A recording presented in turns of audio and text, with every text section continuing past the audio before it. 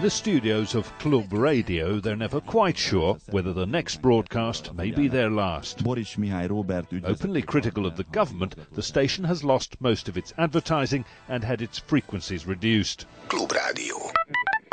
I have the fear that these guys, and especially our Prime Minister, believe that they, first of all, they can do what they want. They are so full of hatred.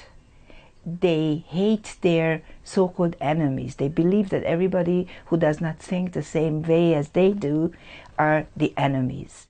In parts of Central and Eastern Europe, among fully fledged members of the European Union, the politics of nationalism is taking root. Here in Hungary, the Prime Minister Viktor Orbán is said to take his cue from Russia's Vladimir Putin, as former Foreign Minister Peter Balázs explains.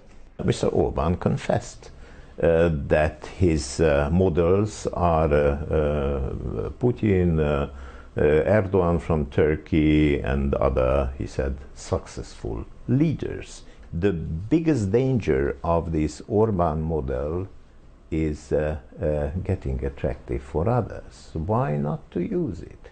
Poland does appear to be doing just that, restricting judicial and media freedoms. And with Slovakia and the Czech Republic completing the so-called Visegrad Group, all four countries pushed back last year against the EU's planned refugee quota system. Last summer, Hungary's highways and railway stations were packed with refugees, most making their way to Germany. Now, they're nowhere to be seen. The country seemingly cleansed its southern border with Serbia on the so-called Balkan route, sealed with razor wire. Hungary's Prime Minister says he's defending Europe's Christian values against the mainly Muslim refugees. The country's small resident Muslim community has noted a rise in hate crimes and death threats as a result. The government communicated that immigration equals the arrival of Islamic terrorism into the country. They even justified it with the Paris attacks. If you repeat something often enough, people will believe it. I put those concerns to the government's chief spokesman. It's most definitely not anti-religious.